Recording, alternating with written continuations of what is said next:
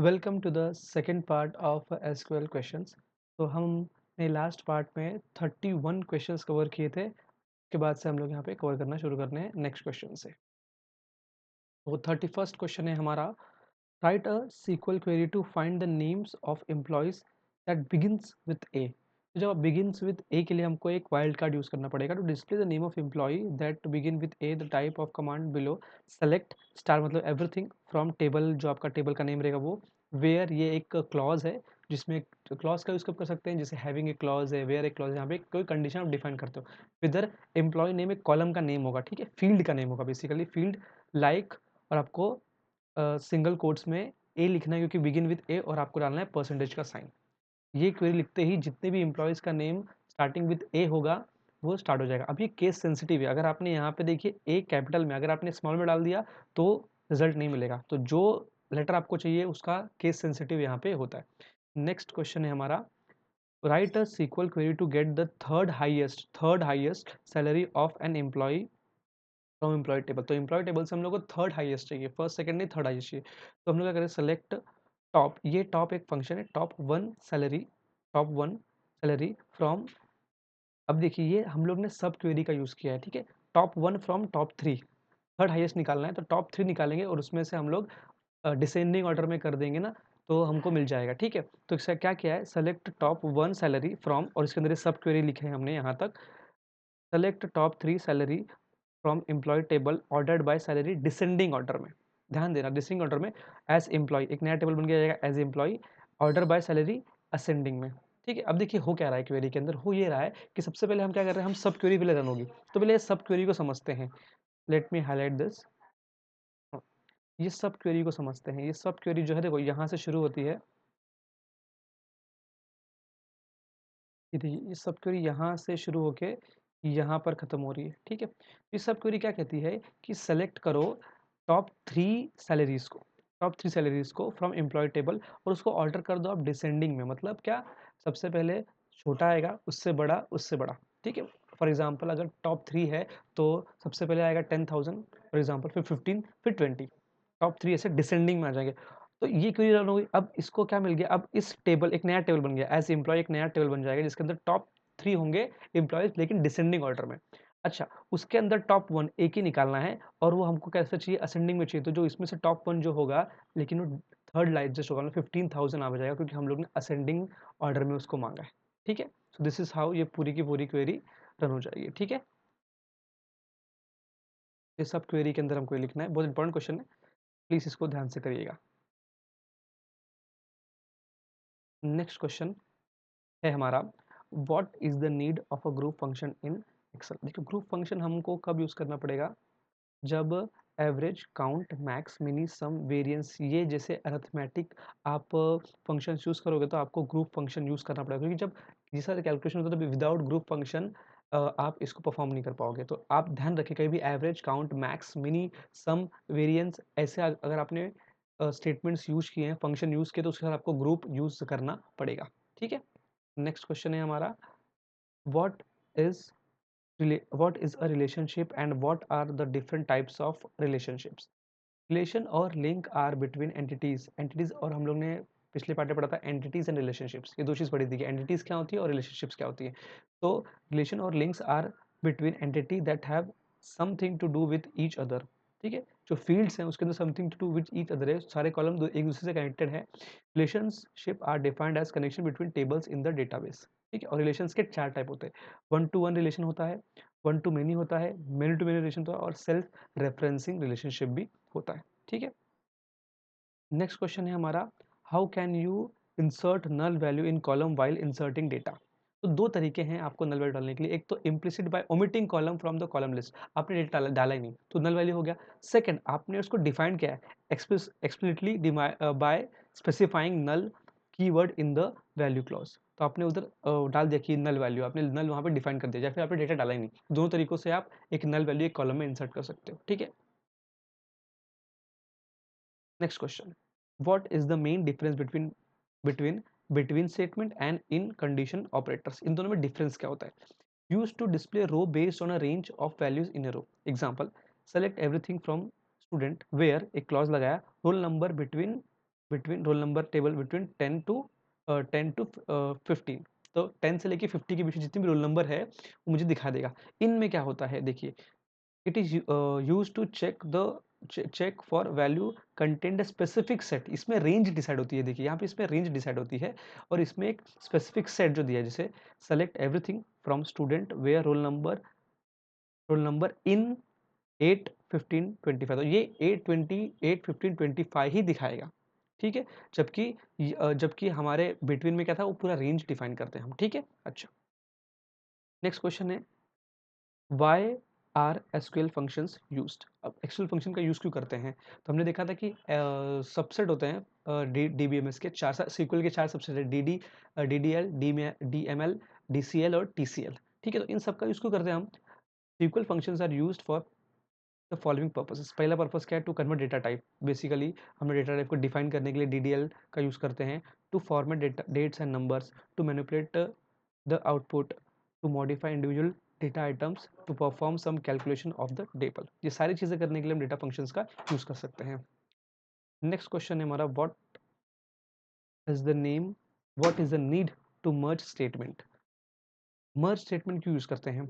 Allow conditional update और insert of data into a table में कोई कंडीशन है, फिर डेटा को इंसर्ट करने के लिए हम मर्ज कर सकते हैं, डेटा मर्ज स्टेटमेंट का यूज कर सकते हैं। It performs an update if a row exist और an insert if the row does not exist. ठीक है, किसी भी टेबल को अपडेट करने के लिए या फिर एक नया टेबल इंसर्ट करने के लिए, एक नया रो इंसर्ट करने के लिए बेसिकली हम लोग मर्ज स्टेटमेंट का यूज करते हैं। नेक्स्ट क्वेश्चन है हमारा what do you mean by recursive stored procedure. Recursive store procedure refers to a store procedure which calls by itself until it reaches some boundary condition. ये automatically run होता है। देखिए, store procedure का मतलब क्या होता है कि आपने कोई कोड लिखा जो आपको बार बार रन कर रहा है, तो आपने उसको स्टोर प्रोसीजर बना के रख दिया, ठीक है। दिस रिकर्सिव फंक्शन और procedure helps us the programmer to use the same set of code in n number of time. आपको बार बार वो कोड नहीं लिखना है, आपने एक बार वो कोड लिख के उसमें डाल दिया, तो जब भी आप उसको रन करोगे स्टोर प्रोसीजर को, तो वो सेम कोड वापस से रन हो जाएगा, ठीक है। What is clause in SQL? SQL clause helps to limit the result set by providing a condition to the query. A clause helps to filter the row from the entire set of records. मतलब आपने कोई condition define करनी है, तो उसके लिए जैसे having और वेयर क्लॉज, ये दोनों क्लॉज का यूज कर सकते हैं हम लोग कोई कंडीशनल लिमिट स्पेसिफाई करने के लिए कि आपको कौन सा डेटा चाहिए, ठीक है। बेसिकली फिल्टर की तरह काम करता है ये हमारे डेटा को डिट्राइव करने के लिए, ठीक है। हमारा नेक्स्ट क्वेश्चन है what is difference between having clause और वेयर क्लॉज। जो हम देखते हैं कि कितने टाइप्स ऑफ क्लॉज होते हैं, तो क्लॉज का यूज क्यों करते हैं, लिमिट लगाने के लिए, ठीक है, किसी स्टेटमेंट के अंदर। तो having clause can be used only with select statement. It is usually used in a group by clause. Having मतलब क्या, कि कंडीशन की इस स्टेटमेंट के अंदर या फिर इस क्वेरी के अंदर ये चीज होनी चाहिए, ठीक है। Where clause is applied to each row where before they are a part of a group by function in a query. Before they are a part of, मतलब आपको ये बिफोर लगाना है और आपको सेलेक्ट और ग्रुप बाय साथ में लगाना है हैविंग के साथ। कभी कभी आप दोनों यूज कर सकते हो, मतलब दोनों में से एक यूज करोगे। कभी कभी आप हैविंग से भी आपका काम चल जाएगा और वेयर से भी आपका काम चल जाएगा, ठीक है। लेकिन वेयर क्लॉज आपको इसके पहले ग्रुप बाय के पहले यूज करना है, और अगर आपको हैविंग क्लॉज यूज करना है तो आपको सेलेक्ट के साथ यूज करना पड़ेगा। सेलेक्ट के बिना आप ये यूज नहीं कर पाओगे, ठीक है। नेक्स्ट है list the ways of which dynamic SQL can be executed. यार 3 वेजेस जिससे हम लोग ये कर सकते हैं। Right a query with parameters, आपने पैरामीटर क्वेरी लिख दी, यूजिंग ई एक्स ई सी से कर सकते हो आप, using S P underscore execute SQL. इन 3 चीज़ों से आप डायनामिक क्वेरी को एग्जीक्यूट कर सकते हो, ठीक है। नेक्स्ट क्वेश्चन है हमारा what are the various levels of constraints. हम कंस्ट्रेंट्स पढ़ के इसमें जहाँ नॉट नल, यूनिक, इंडेक्स, सारे हमारे कंस्ट्रेंट थे जो हमारे डेटा को इंटर करने के टाइम पे एक लिमिट लगाते हैं, एक कंस्ट्रेंट लगाते हैं। वैसे ही तो इनके 2 लेवल्स है, एक कॉलम लेवल कंस्ट्रेंट्स और एक टेबल लेवल कंस्ट्रेंट्स, ठीक है। नेक्स्ट क्वेश्चन है how can you fetch common records from two tables. अगर फ्रॉम टू टेबल्स, अगर 2 टेबल में सेम रिकॉर्ड्स हैं, तो आप उनको कैसे निकालोगे कि कौन कौन से रिकॉर्ड सेम आ रहे हैं। तो उसके लिए आप ये इंटरसेक्ट यूज़ कर सकते हो। आगे हम देखेंगे कि यूनियन, इंटरसेक्स, माइनस ये सारे ऑपरेशंस होते हैं जो हम लोग एसक्यूएल में परफॉर्म करते हैं। तो इन इंटरसेप्ट से क्या होगा कि ये जैसे एक क्वेरी ये लेफ्ट क्वेरी है, ये राइट क्वेरी है, इसके बीच में इंटरसेक्ट आ गया। तो ये क्या करेगा बोलेगा लेफ्ट और राइट क्वेरी में जो कॉमन आंसर्स होंगे, जो कॉमन कॉलम्स होंगे, जो कॉमन रो होंगे, उनको निकाल के दे देगा। ठीक है?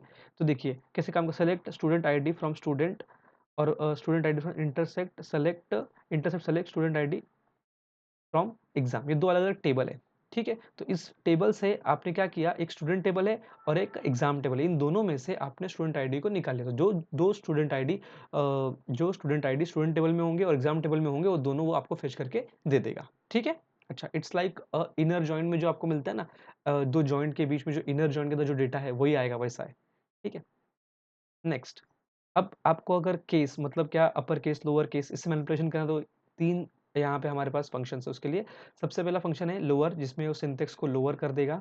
सिंटेक्स आप देख सकते हो जिसमें वो अंदर आपको कोई वर्ड लिखना है, मतलब कोई अल्फाबेट लिखना है, तो आपको सिंगल कोट के अंदर लिखना पड़ेगा, वो आपको लोअर केस में कर देगा। अपर केस उसको अपर कर देगा, और इनिट कैप इनिट हाँ इन इनिट कैप ये क्या करेगा, आपको दिस फंक्शन क्या करेगा, फर्स्ट लेटर कैपिटल कर देगा और बाकी सबको स्मॉल कर देगा। ठीक है? It's like a proper function in in Excel. ठीक है? What are different types of, यहाँ पे ऑपरेशंस होने चाहिए, ऑपरेशंस अवेलेबल इन एसक्यूएल। तो एसक्यूएल में तीन ऑपरेशंस है, यूनियन, इंटरसेक्ट और माइनस। ठीक है? ये यूनियन है, ये इंटरसेक्ट है, ये माइनस है। ठीक है? तो ये तीन टाइप के हमारे ऑपरेशंस अवेलेबल है हमारे एसक्यूएल में। सबसे पहले हम देख लेते हैं यूनियन। यूनियन क्या करता है, यूनियन आपकी जो हमने देखा ना, लेफ्ट क्वेरी और राइट क्वेरी, दो क्वेरीज के बीच में यूनियन लिखना होता है। यूनियन क्या करेगा मालूम है क्या, combine row from both the queries, जितने भी रो उसके अंदर उसको कंबाइन कर देगा। अगर आपको दो टेबल को कंबाइन कर रहा है तो आप यूनियन फंक्शन का, यूनियन ऑपरेशंस का यूज कर सकते हो। ठीक है?